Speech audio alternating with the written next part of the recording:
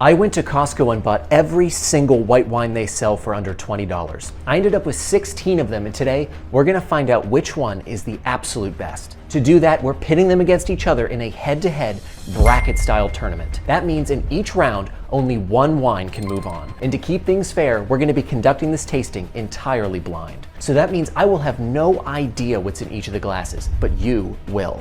Are you ready? Let's get to boozing.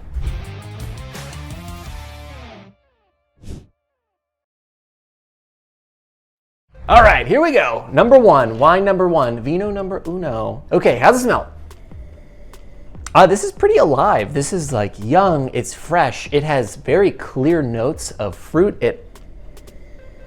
It's definitely got a little bit of like oaky, kind of caramely delicious. Like this is very inviting. It smells easy to drink. It even has a little bit of like tropical fruit. Like ultimately this smells like it packs a punch. It smells kind of big and bold and creative and lovely. So I'm excited to give it a taste. Let's do it. Richard, are you ready for the first taste of the day? Ready. Okay, boy, oh boy. Okay. All right, it had all that promise up front there. It was so bold and beautiful. On the back end, none of that seems to have come through on the other side. It is a wine that its hallmark tasting characteristic is unpleasant sourness. I mean, deeply unpleasant sourness. Like imagine a sour warhead. You know those candies that we would have as children that made you kind of like that kind of thing? It's like that. I feel it just exclusively back here in my like lymph nodes. This isn't all that enjoyable to drink. Lovely to smell, but boy, it just tastes cheap. All right, here we go. Let's test out this second one. Oh, this is so much more delicate. It's so much grassier. It's lightly citrus. It's messaging to me as a slightly more kind of like mature smelling wine. Like, and I mean by that, I mean like more grown up. I don't mean that it's necessarily older. I mean like it's a wine that might have a bit more sophistication to it. So that's definitely something that's coming across as a positive thing in this case. Let's see how it actually stacks up. Wow. Okay. Jesus Christ. These are both so sour. Wow. But boy, that is zippy. That is like salad dressing vinegar acidic. That is bright. That is loud. What I failed to kind of describe about this wine earlier is that in addition to that, the bright sourness, it had a bit of like a motor oil thing going on. Like I didn't want to bring it up because it was just so sour that I felt like, oh, that's enough of a thing to talk about. This is just sour without also tasting like petroleum. And so for that reason, I'd rather drink the one that's just sour. So this is the one that's moving on. All right, let's keep moving. All right, before we begin this next round, allow me to introduce myself. I'm Dustin. I've tasted thousands of wines and have a level 1 sommelier certification. But most importantly, I believe that wine shouldn't be so buttoned up. It should bring you joy. So while I'm not the most expert wine guy, I promise to be the most fun. If you haven't subscribed yet, now is a great time to do so because by the end of this video, you will know the single best white wine you could buy at Costco for under 20 bucks. All right, let's keep going. Here we go, Richard. This is light and pretty. It's airy, it's fresh, it smells young, a little fruity. Like it smells approachable. It smells like a nice little thing that's hinting for more. Let's see how it tastes. Okay, my overall feeling about this wine is that it's just like, it's just okay. Like it's not jumping off the page to me as being super duper flawed like other wines that we'll probably taste today and have tasted that are absolute sour cherries. This is just like a good white wine. It's not really much to taste. There's not much to chew on. There's not much to talk about. This to me really messages like a slightly above average wedding wine, right? You know what I mean? You're just asking for it to not be terrible. And I think that's doing a successful job of just not being terrible. All right, let's check out this one. How's it smell? There's less going on the nose, the bouquet. Did you know that's what they call it, Richard? The fancy wine people, they call it a bouquet. Yeah, the bouquet on this, them flowers on this they're just not saying anything. It's just a quiet wine. I really wish I could give you anything besides like a tiny little bit of like grassy vegetation. It just kind of smells like though it's happening all the way over there. So not the most interesting thing in the world to smell. What did you say? I can't hear you. I said it's happening somewhere over there. Here we go. Wow, this is an example of a wine that is absolutely flipped that script where, you know, I feel like it's so much more common that wines have this beautiful, lovely smell, and then you taste them and you're like, okay. This is completely flipped. We didn't have much to talk about on the nose, but boy, this wine is alive. It's vibrant, it's bright. It has some sweetness. It has just like a little bit of tropical fruit, pineapple-y thing going on. It's pretty lovely. I really like it. It's in relatively good balance and harmony, and I think knowing that these wines are all on the cheaper end, this is a pretty successful wine. So this is without a doubt the one that's moving forward. Let's move on. Oh, I'm not worthy. I'm not worthy. All right, match number 3. Here we go. What do we got, Richard? Well, I can't tell you. This one's got a little bit of a poopy butthole smell in a reasonably ungood way. Not a totally outrageously ungood way, mind you. In fact, I'm just gonna go back in for a quick little check back in on this. Yeah, I'm not holding against it. I kind of like it. Like it's got some interesting complexity. Like imagine a petroleum engineer who works on like a roughnecker, like a roughneck. They're called roughneckers out in the Gulf of Mexico. This wine smells a little bit like a poopy butthole, okay? But it is in fact managed kind of well. It's a little bit, dare I say, elegant in a way. It's got some other stuff going on. It's not coming across as like, oh, this is a disgusting thing. It's actually just kind of like, oh, I kind of feel like I recognize that whiff. Like it's a little farmy, a little barnyard funky. Like it's okay.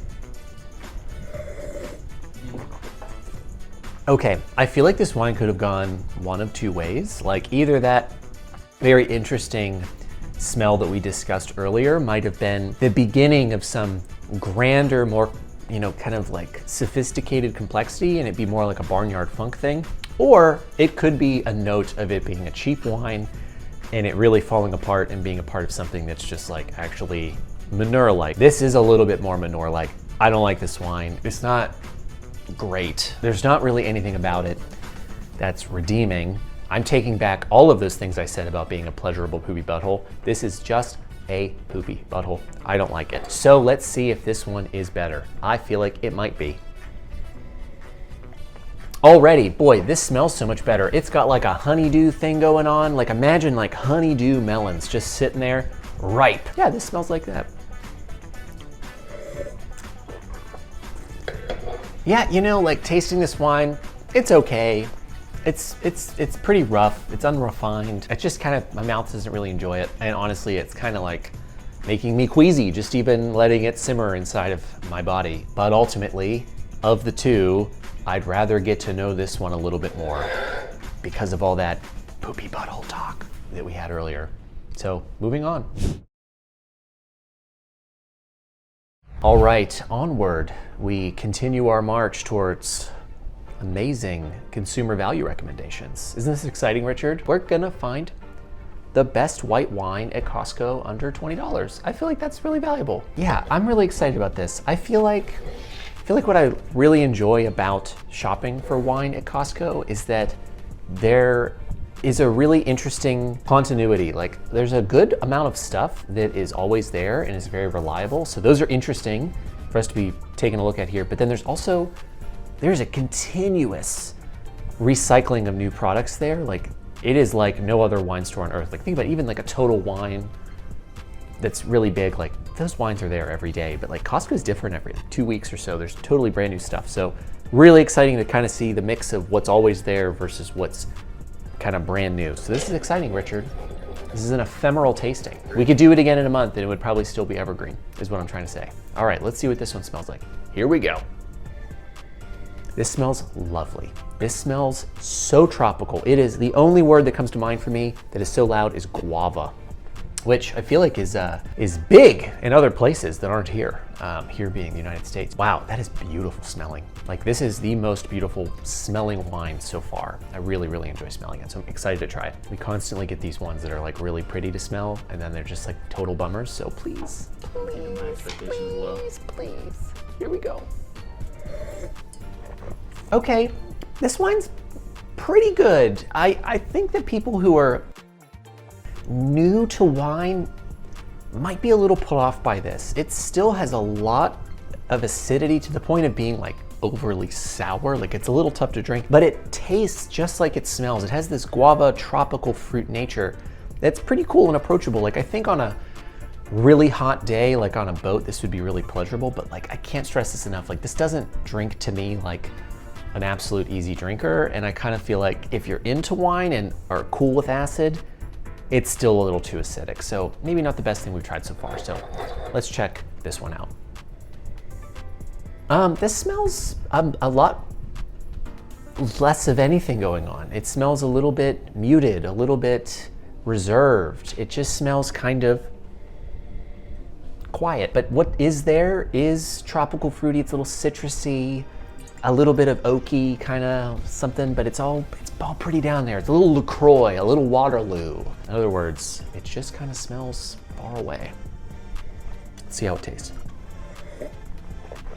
Yeah, this is also very, very acidic wine, but in a way that is not harmonious at all. It really feels like it's fighting itself, and it feels like it would do a better job as a salad dressing, like something that was tamping down the bitterness of leafy greens than it does on its own as a drink to enjoy. With that in mind, this one for me is the clear winner. So let's move on. All right, up next we've got 2 more white wines. All right, let's see what we got this round. That's pretty faint. There's not much to say about it. It just kind of smells a little bit like grassy white wine. It just smells a little cheap, if I'm honest. But I'm starting to see a little bit of a pattern, which is that sometimes these ones that don't smell like much, it's like it's all actually inside the liquid, and it tastes really good. So what do you think, Rich? Do you think this is gonna be one of them? Nope. Excellent vote of confidence. Let's see, you're gonna show him. You're gonna show him, okay? I don't know about that wine. I don't know about it. I don't know about it at all. I don't like it. That's a fact. I can say that. I can say that I don't like it. I can say that I don't hate it, but I also don't feel ambivalent about it. I feel opinionated, but I feel unable to articulate the words. It just doesn't feel like correct. It doesn't feel like, you know what? It doesn't feel like it's one of the good guys. Yeah, there are wines that feel like, wow, like this is, I'm gonna get a little spiritual here for a second, you know, universe, God, whatever.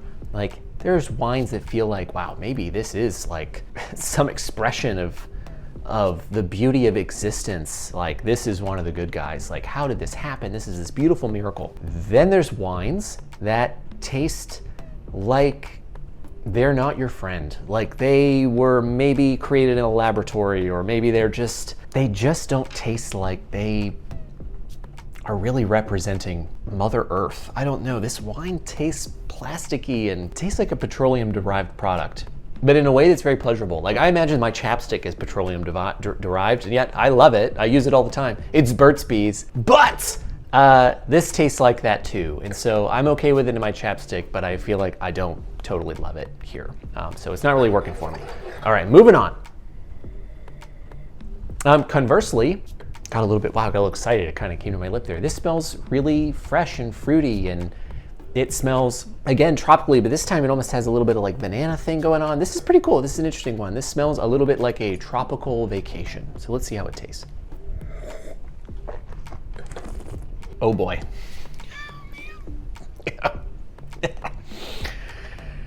Oh, that tastes like a very oaky wine, like a very buttery oaky, a very soft, very malolactic fermented wine. Malic acid to wines to make them softer, and it's a very creamy sort of thing. I don't know about that wine. It's crazy that I'm gonna do this. I really kind of think even though I said all that stuff about it not being a good guy, I think I could handle a glass of this one more. This one upsets my tummy and makes me feel like I'm gonna get diarrhea tomorrow. This one just feels like I'm gonna die of some sort of rare form of cancer that we haven't discovered yet, but that'll happen 30, 40 years from now. So with that, I'll take this one. Moving on. All right, let's check out what we've got going on here. Numero uno. This is really like the 12th wine though, I think. 12th? I think so. Numero dose. Hold on. Yeah, this smells a little bit like a cleaning product, kind of fresh. Yeah, like it smells a little bit like a pine tree, but in a nice way. Like it's off-putting, if I'm honest, but it also smells kind of pleasant and nice. Like I wouldn't immediately jump to, oh, this is a flaw, but it does kind of come across a little bit strange that it has this mixture of both of pine, which would be lovely, but to the point of it coming across as like additive is strange. So yeah, not the best first impression, but let's see how it tastes. Man, these white wines are really, really doing me in here, buddy. I feel so profoundly ambivalent about this wine. Like it doesn't go anywhere. I mean, it feels like pulling out of your driveway. Imagine you get into your car in the driveway and you reverse into a cul-de-sac and you spend 10 minutes just driving in a circle. Like it's like, yeah, you did something, but you got nowhere. Like that is what this feels like to me. It just feels profoundly like boring. I don't know. I don't know what to say. Like I don't get much to talk about for it. Honestly, I want to stop talking about it. Let's move on. Let's see if this one can make any sort of impression. Ooh, okay, this smells way better. It's really, really exciting and interesting to smell. Again, we're going with tropical fruit notes here. The vast majority of these wines are like American source or New World style. So those are gonna be more of this tropical fruit forward expression compared to French and Old World expressions, which tend to be quite a bit more minerality, limestone, kind of light citrusy notes. So this is definitely leaning, punching up New World. It doesn't smell like it has any flaws. It smells really natural and lovely. It smells like I'm actually smelling a cantaloupe, which is nice. That smelled like I was smelling a pine tree that was fake. So let's see how it tastes. Okay, this has a little bit too much acid, but overall, like this tastes like it smells. It tastes tropical and fruity, and it's zesty and pleasurable, and like this is a no doubt about it, home run knockout compared to this. So without a doubt, this wine is moving on. I like it. I want to drink more of this one. It's like the first one that I'm actually kind of like, ooh, I'd like to get to know this a little bit more. So yeah, that's exciting. Let's keep moving. All right, next round. Let's see, Richard, what we've got here. I hope that we get a couple good ones. I feel like there's been quite a few. You have a grimace on your face, but yeah, I'm not gonna lie, Costco white wines right now are kind of disappointing me a bit. But that doesn't mean that there isn't a gem, and that doesn't mean that as they continue to sit and open up, that things might change a bit, but we've got to be fucking ruthless right now, Richard. All right, what's this wine smell like? This wine smells like approachable and light. It doesn't smell like it has any flaws per se. It just isn't particularly loud, but I liked it. It has a little bit of sweetness on the nose too, on the bouquet. Let's give it a try.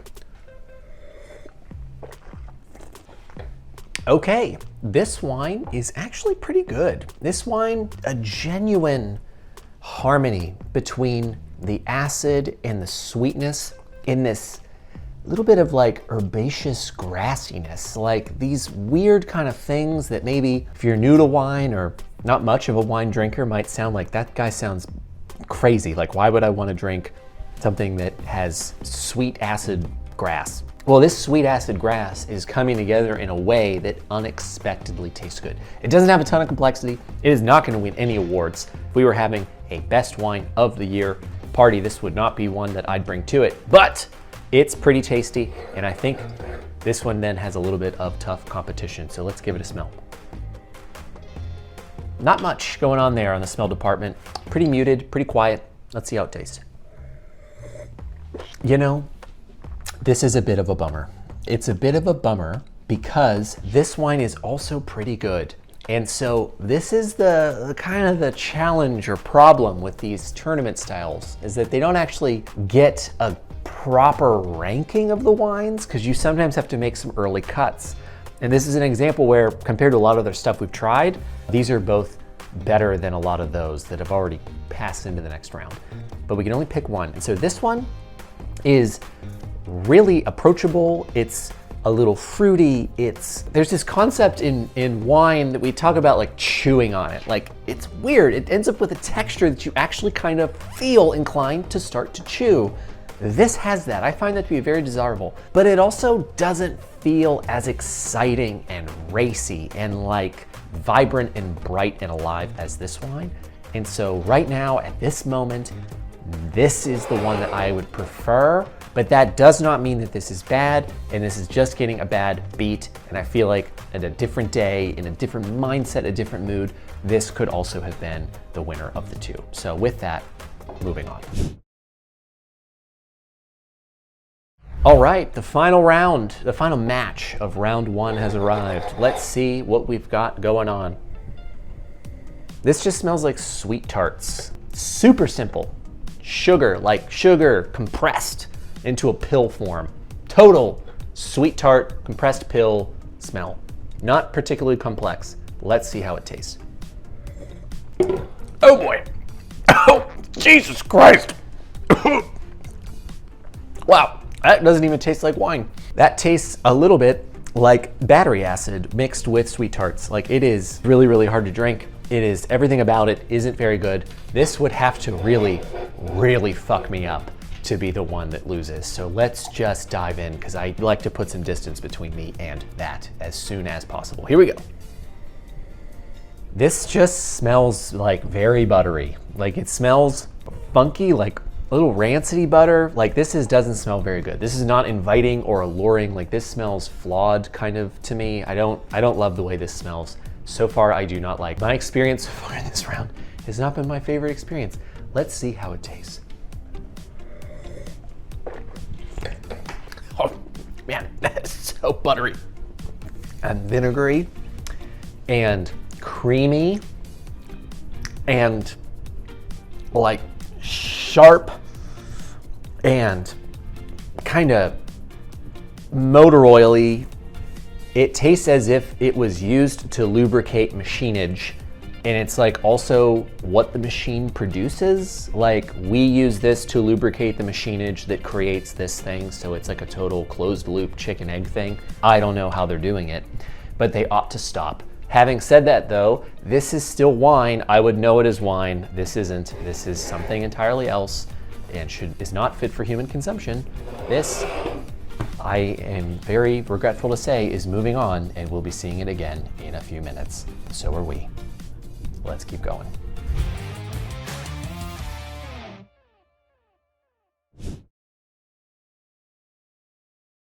All right, we're on to round two. Match one, round two. This is very exciting.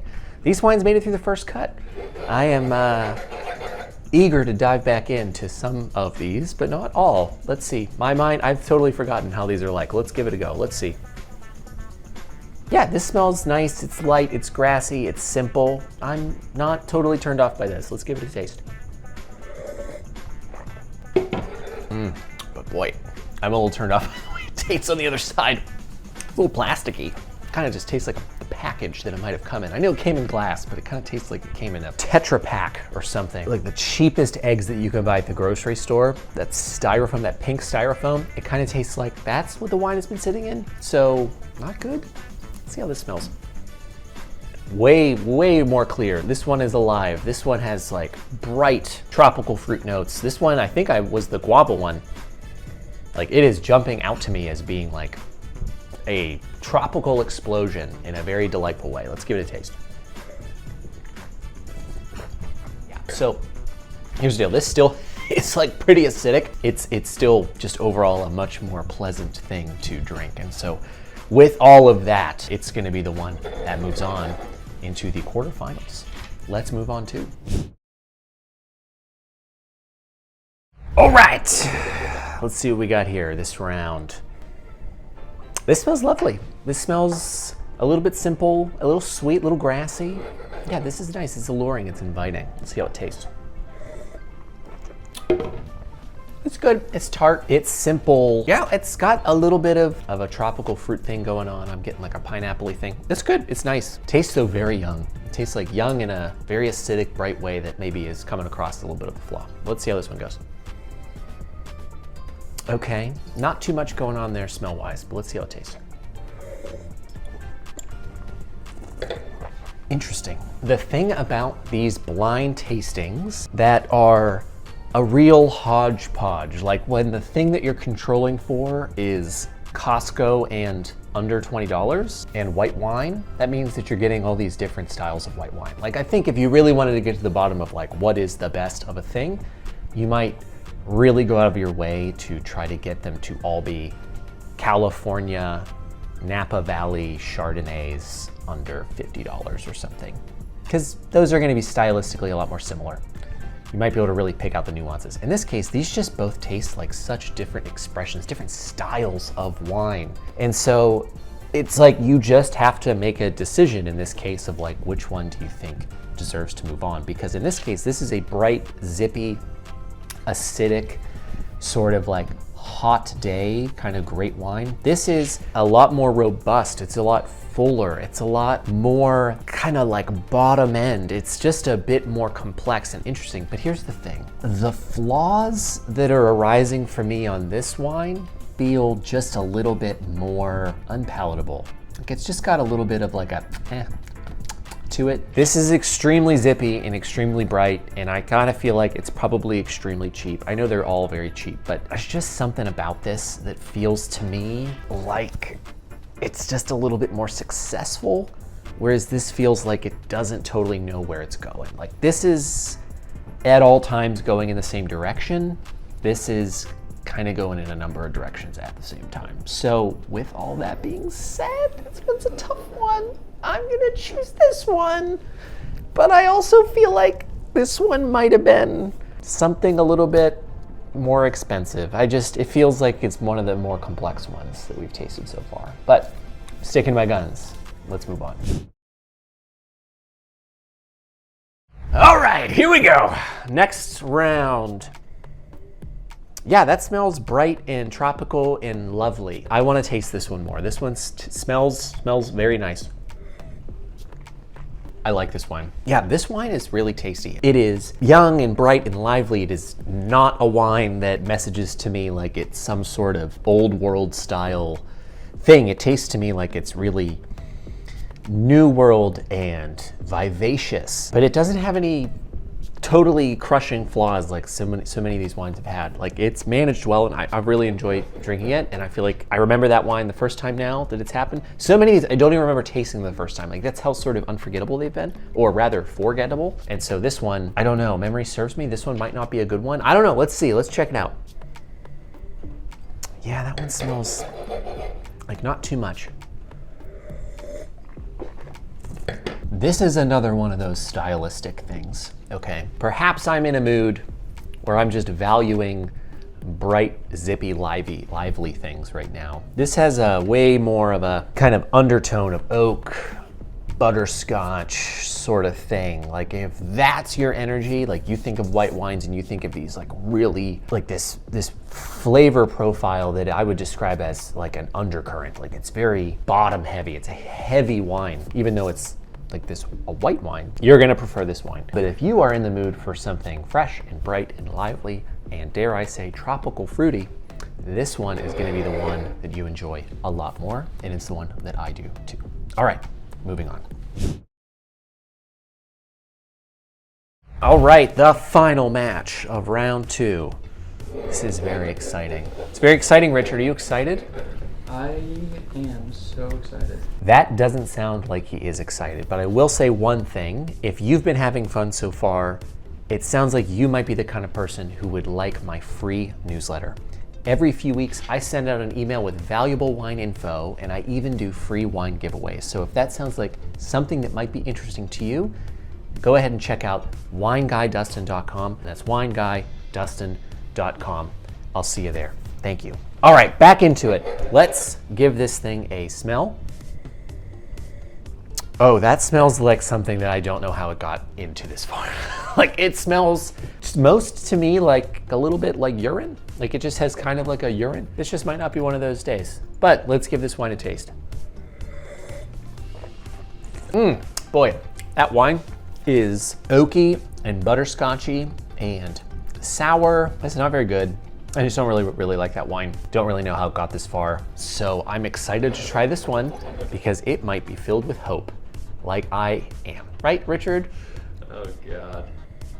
Okay, this smells lovely. This smells really, really bright and peachy and tropically, and it's got a little like banana thing going on. This is nice, it's pretty. All right, let's see how you taste. Yeah, wow. This does have a lot of approachability to it. This has brightness. I know I'm saying bright a lot, but it's just these are very acidic wines. And so they do come across as bright. They taste a bit like a vinaigrette, like a lemon vinaigrette. It's just so approachable and tropical and tasty. It's not the best wine I've ever had, but it is for sure heads and shoulders above this one. And this is my choice. Let us move on.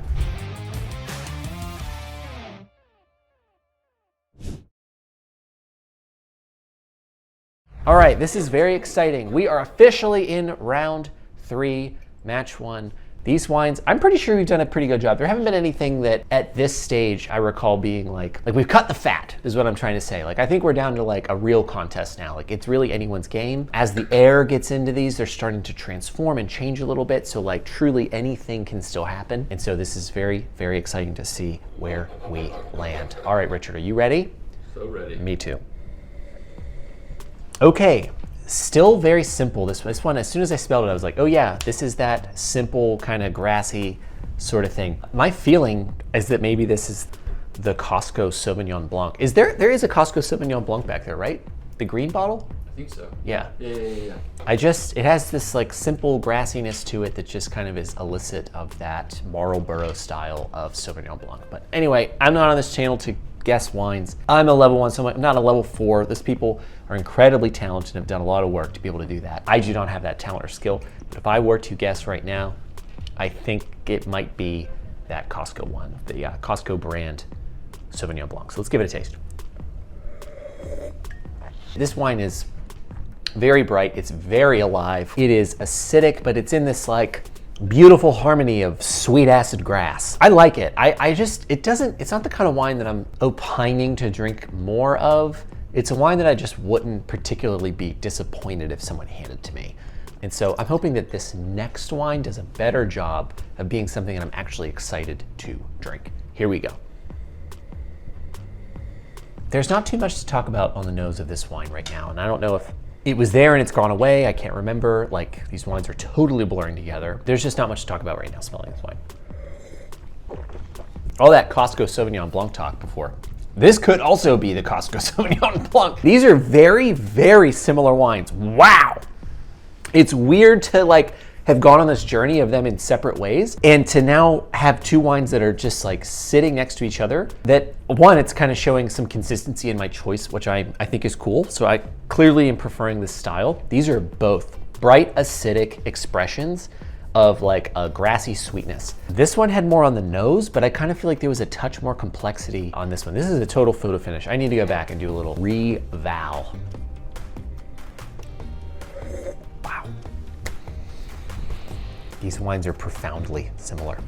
Like, if I didn't know better, I would be accusing Richard right now of having totally fucked up and put the same wine in two glasses. I know that that's not the case. They are different enough that I don't think that that's the case. Right, Richard? Like, Totally capable. like I know you are complete. So in all total transparency, like Richard is a brilliant videographer. He's a close friend of mine. He's super fun. I just love him. One of his talents is not keeping track of the blind wine tastings. Like after these wrap up and we go back there, it is like a madman scrawling on furniture on the walls, and he's like, I think this one's the winner. And it's like, what do you mean you think? I think. Just with the tiniest little nudge out. And what I'm nudging this out on is that one of these wines is just not sitting with me as well as the other. Like, it's that the acidity on it is so significant that it's to the point where it might actually give you a little bit of indigestion. And so the wine that is the winner, the wine that sits better with me, and the one that I'd be more open to drinking more and more of is this one. And so you, my friend, have made it to the finals.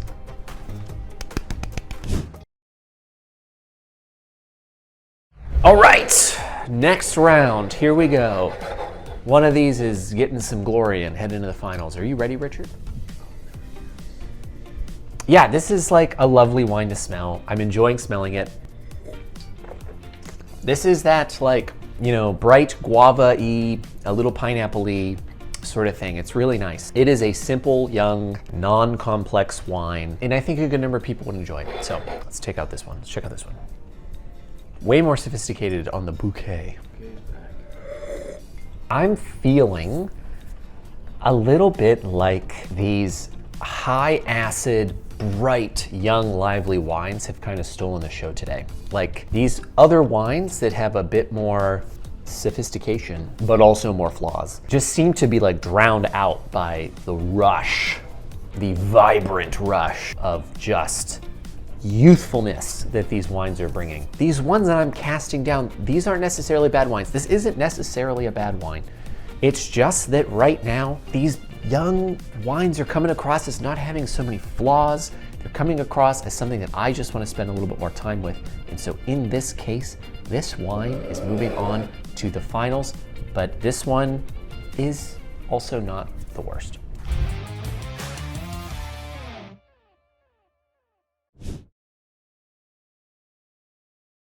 Is this the final? This is it. Yay! Final! The finale. The end of days are near. That doesn't sound correct. You know, the overall feeling that I have so far before we get into this is that these are like, you know, these wines by and large haven't exactly knocked my socks off. And I know I am a notoriously tough critic, but I hope that you feel like there's value in that, because the very few wines out of the hundreds that I've tasted on the channel so far that have gotten even B ratings, and the very few that have gotten A's, the handful of you that have tried them have reported back to me that they've been excellent. I really am trying to only recommend things that I know are exceptional for you. So in this case, the big question is not just which is best right now, but is it possible that one of these is genuinely worth the money? Is one of these a banger that you should always pick up the next time that you head to Costco? The next time you go to a party, there is only one way to find out, Richard. How do we do it? We're on the sniffing part. Let's get to the sniffing. Here we go. Okay, this wine on the nose is a little simple. It's delicate, it's light, it's not gonna win any nosing awards. You know what I mean? When you really get in there and you're nosing the wine, you're like, I wouldn't say this wine's gonna win any awards for nosing. So let's move on to the tasting, because that's gonna be where it redeems itself. Here we go. That's pretty good. I love that these wines are starting to open up more. I like that as this challenge has been unfolding, so are the wines. Like, they are living creatures. They have such short lifespans. They burst to life when you pop the cork, and they spend only, 8 to 24 hours on this planet before they are deader than doornails. And so this wine is starting to really wake up. It's starting to become really alive. It's very pretty. It's very approachable. The acidity has started to become more managed. Like, this wine is pretty good. Like, I like it. And so it makes me excited to compare it to this, because I feel like, if my memory serves, this is that really cool kind of tropically guava one that I've been raving about. But has time and evolution also been kind to this one? There's only one way to find out, Richard. How do we do it? Sippy. We sniff them, Richard. We sniff them first. Past the sniff. Jesus Christ, Richard. Okay, here we go. Sniffy time. Okay, this wine is simple. I'm now thinking that maybe this one was the more guava-y one. It's pretty light, it's pretty airy, it's like a little grassy pine tree, but in a very delicate, light, sort of nice way. I'm excited to try it. Here we go. This wine was that guava-y one. I needed to try this one to reframe this one. Wow, this one like grew up, like matured, like kind of, dropped that it was using its middle name for all these years because it was afraid of just being Alfred, right? Like this wine has just come into itself and it's really become more sophisticated. And a lot of that earlier overly bright stuff has really mellowed out. This wine, on the other hand, is becoming honestly more bright, more acidic. Like it's alive, it's racy. Like it is exciting to taste. These are both excellent wines. But at the end of the day, the thing that we're looking for most is the one that we want to spend time with, the one that is a good dance partner, the one that is worth your hard-earned money. And in this case, that answer is actually very clear. The winner of our contest and the one that is the best Costco white wine under $20 is this one. Can we do a reveal? Can we do a Richard reveal? All right, I'm really excited to see what these are. Richard reveal. Richard reveal. All right, so I feel terrified before I turn around because these things can always go awry. And as long as I'm not about to turn around to a Pinot Grigio, I'm gonna live. Oh, thank Jesus Christ, I'm not turning around to a Pinot Grigio. Oh man, wait, is this the one that was just America? Wow, it is. Okay, first of all, what a champ. Can we just start by saying like, this wine is really great. Like Kim Crawford is a legend. I feel like if you don't know, it's actually really good Sauvignon Blanc and it's available everywhere. And so like, it's super cool that you can just pop into a place and get. Like this isn't a Costco special, although I think it's cheaper there than most places. That's really cool. That wine is so available and so tasty. It was $11 at Costco. What a value.